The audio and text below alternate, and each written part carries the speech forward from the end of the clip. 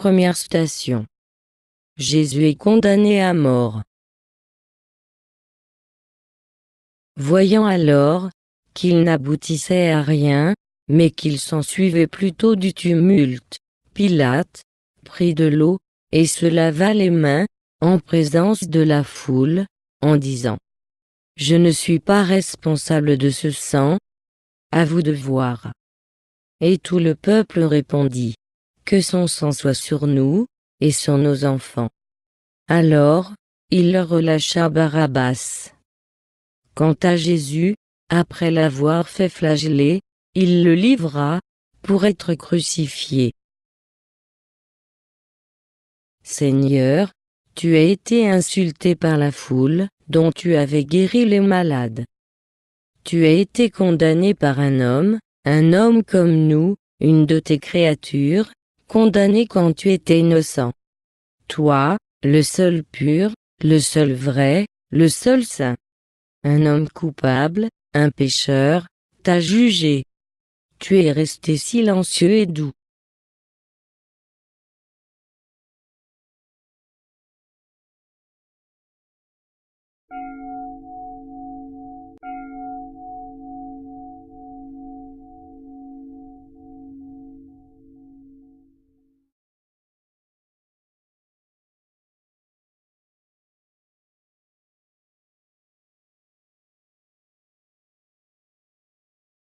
Deuxième station.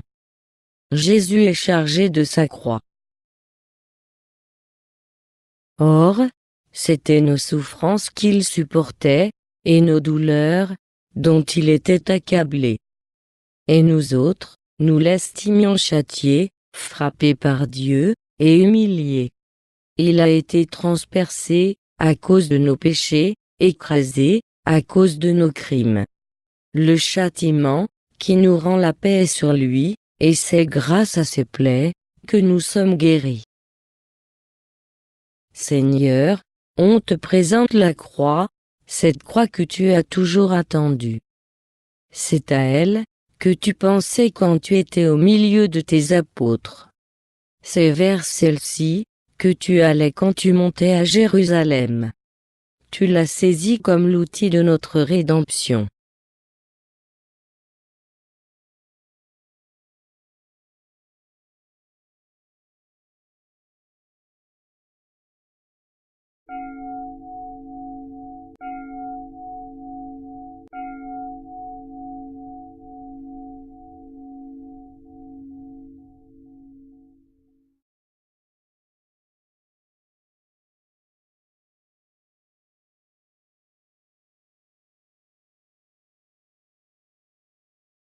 Troisième station.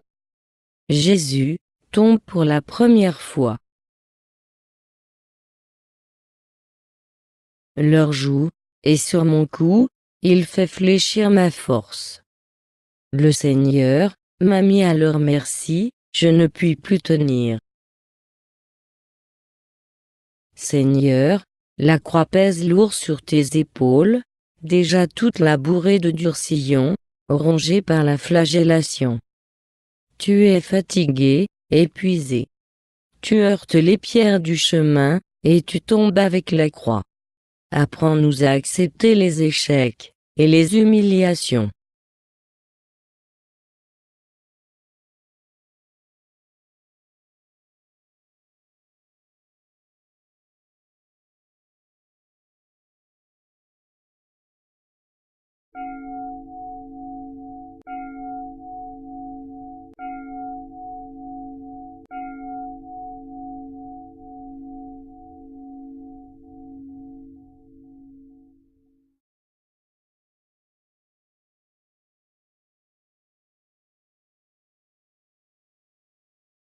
Quatrième station. Jésus rencontre sa mère. Siméon les bénit, et dit à Marie, sa mère : Vois, cet enfant doit amener la chute, et le relèvement d'un grand nombre en Israël. Il doit être un signe en but à la contradiction, et toi-même, un glaive te transpercera l'âme. Afin que se révèle, les pensées intimes d'un grand nombre. Ta mère est la Seigneur. Elle ne pleure pas sa souffrance, mais elle mêle ses larmes à tes larmes. Elle ne se met pas en travers du chemin, mais elle te suit. Elle s'unit à toi. Elle nous rachète avec toi.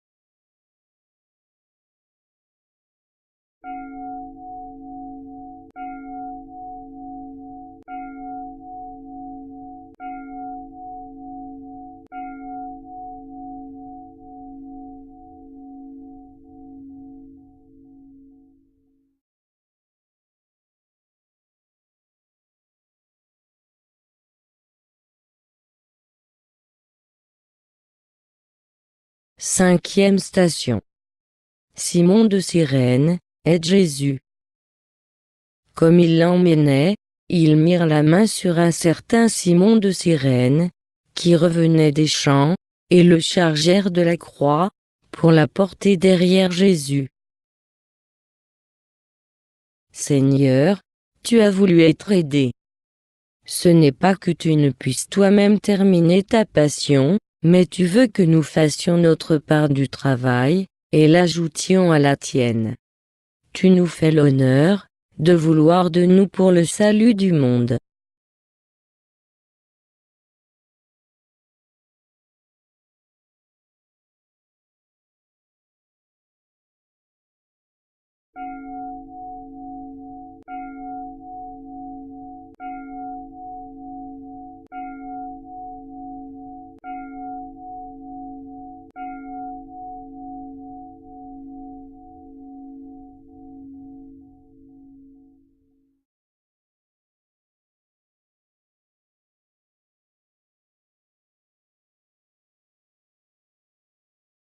Sixième station.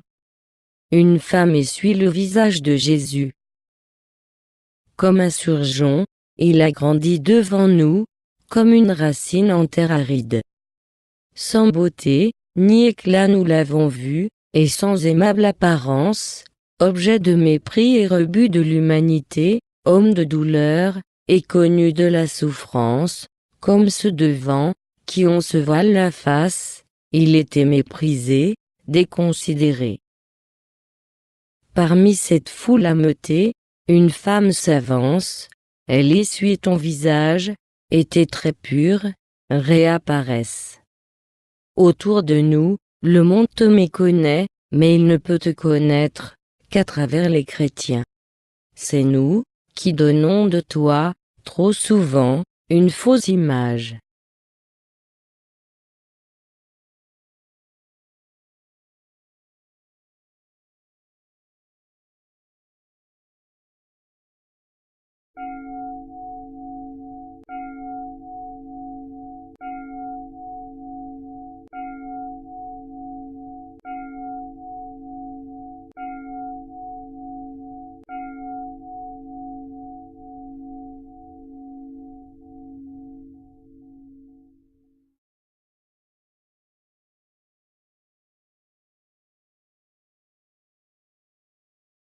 Septième station. Jésus tombe pour la deuxième fois.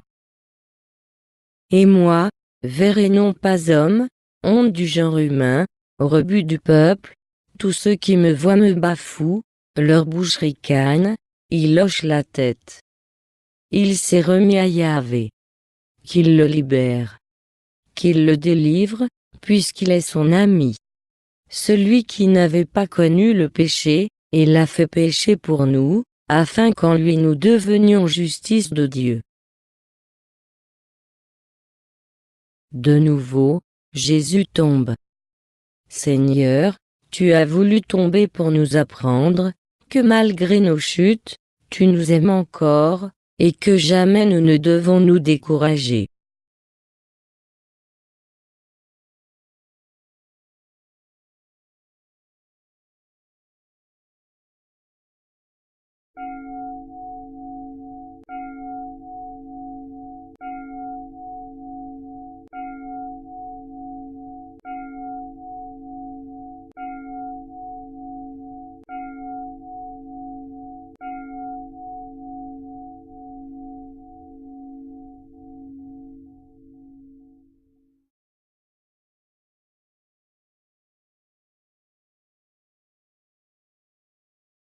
Huitième station. Jésus parle aux femmes de Jérusalem. Le peuple, en grande foule le suivait, ainsi que des femmes qui se frappaient la poitrine, et se lamentaient sur lui. Mais se retournant vers elles, Jésus dit: Filles de Jérusalem, ne pleurez pas sur moi. Pleurez plutôt sur vous-mêmes, et sur vos enfants. Car voici venir des jours où l'on dira: Heureuses les stériles, heureuses les entrailles qui n'ont pas enfanté, et les seins que n'ont pas nourris. Alors on se mettra à dire aux montagnes: Tombez sur nous. Et aux collines: Couvrez-nous. Car si l'on traite ainsi le bois vert, qu'adviendra-t-il du bois sec? Les femmes de Jérusalem se lamentent devant la souffrance. Elles ne savent pas que tes souffrances, ce sont les souffrances de tous les petits, de tous les vaincus de la vie, de ceux qu'on méprise, de ceux qu'on opprime. Elles ne voient pas le péché du monde.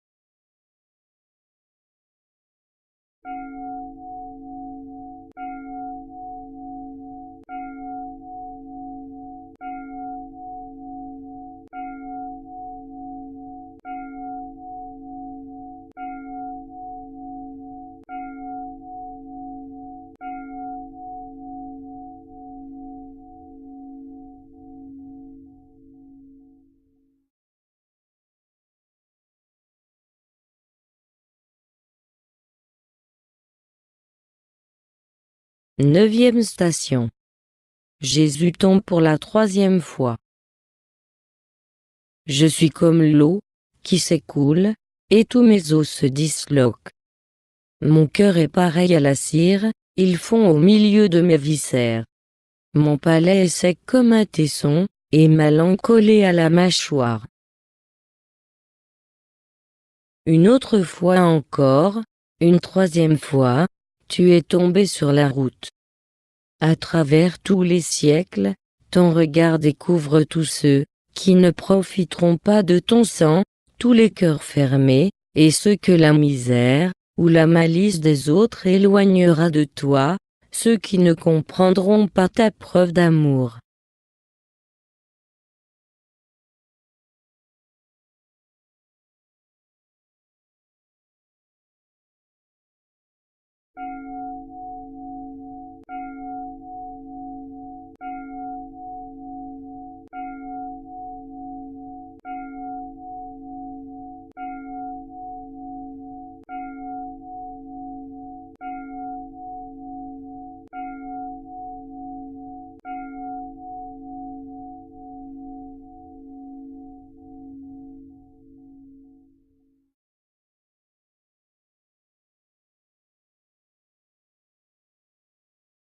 10e station. Jésus est dépouillé de ses vêtements. Ayez entre vous les mêmes sentiments, qui furent dans le Christ Jésus. Lui, de condition divine, ne retient pas jalousement le rang qu'il égalait à Dieu. Mais il s'anéantit lui-même, prenant condition d'esclave, et devenant semblable aux hommes. S'étant comporté comme un homme, il s'humilia plus encore, obéissant jusqu'à la mort, et à la mort sur une croix. Aussi Dieu lui a-t-il donné le nom qui est au-dessus de tout nom, pour que tout au nom de Jésus, s'agenouille au plus haut des cieux, sur la terre et dans les enfers, et que toute langue proclame de Jésus-Christ, qu'il est Seigneur à la gloire de Dieu le Père. Seigneur, tu étais nu sur la paille. Te voilà à nouveau dépouillé de tout pour mourir. Tu n'as plus rien, puisque tes vêtements sont tirés au sort. Avec quelle force, ne nous cries-tu pas d'aimer la pauvreté?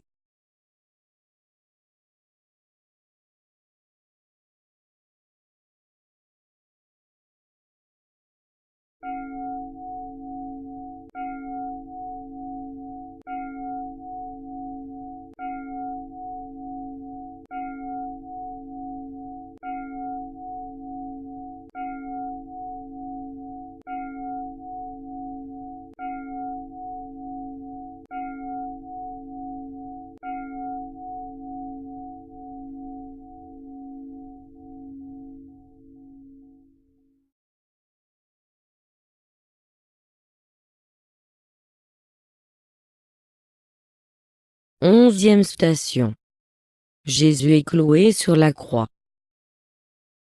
Et il lui donnait du vin mêlé de myrrhe, mais il n'en prit pas. Puis il le crucifie, et se partage ses vêtements en tirant au sort ce qui reviendrait à chacun.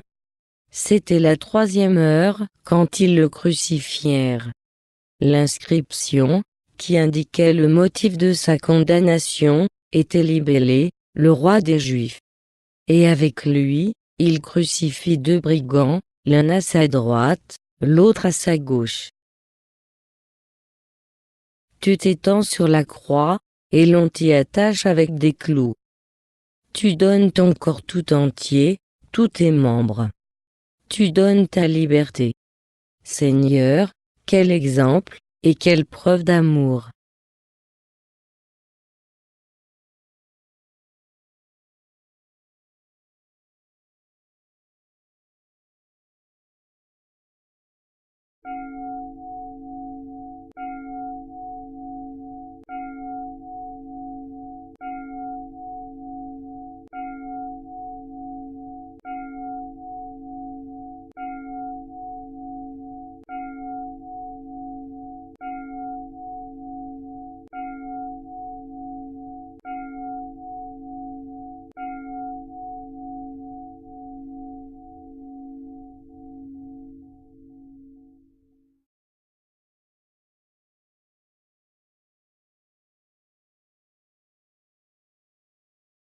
Douzième station. Jésus meurt sur la croix. Près de la croix de Jésus se tenaient sa mère et la sœur de sa mère. Marie, femme de Clopas, et Marie de Magdala.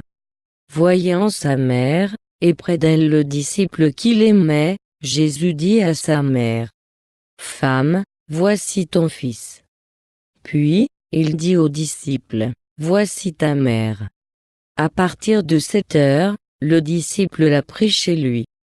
Puis, sachant que tout était achevé désormais, Jésus dit, pour que toute l'écriture s'accomplît: « J'ai soif. » Un vase était là, plein de vinaigre. une éponge imbibée de vinaigre fut fixée à une branche d'hysope, et on l'approcha de sa bouche. Quand Jésus eut pris le vinaigre, il dit : « Tout est achevé. » Il baissa la tête, et remit son esprit.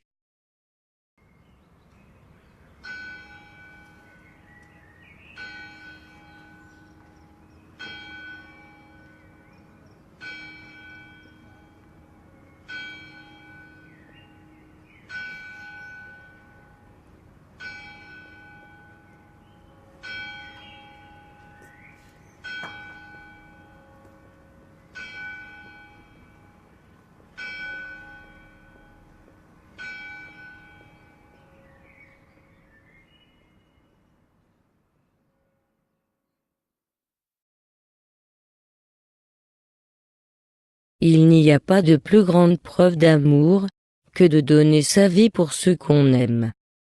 Tu l'as dit, Seigneur, et tu le fais jusqu'au bout, jusqu'à l'extrême limite de la souffrance. Tu nous aimes, jusqu'à la mort.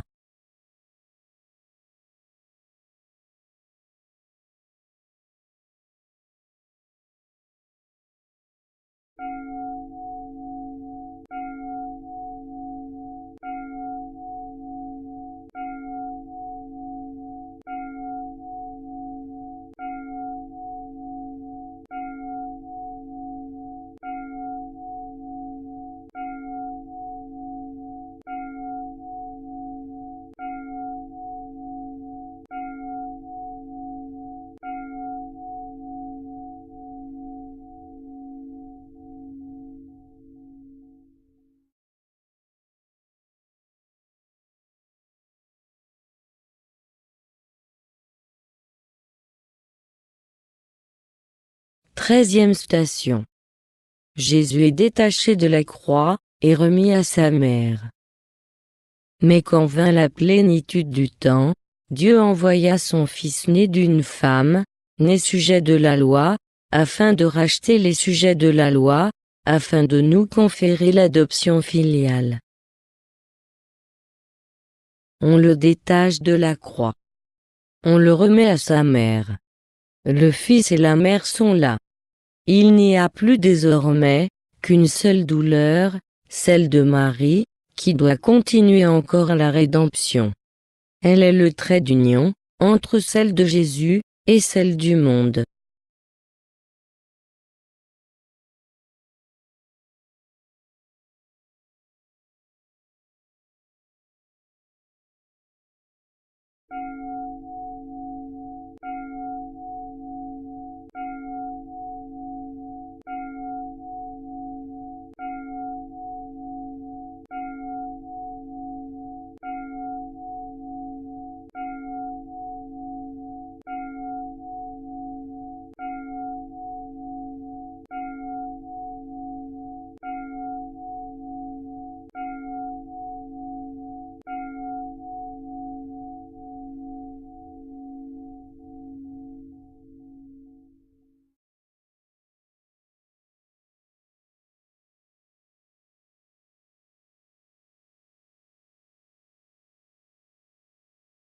Quatorzième station.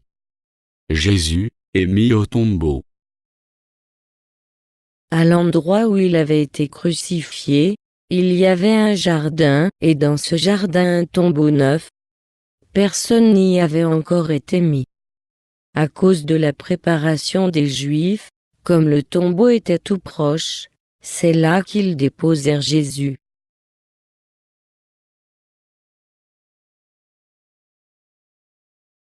Le Christ est au tombeau. Nous mourrons un jour, mais ce sera pour vivre. En attendant, s'il faut souffrir, échouer parfois, être vaincu en apparence, nous saurons les valeurs de nos souffrances, le sens de nos échecs, la vérité sur notre sort. Le Christ mort ressuscitera.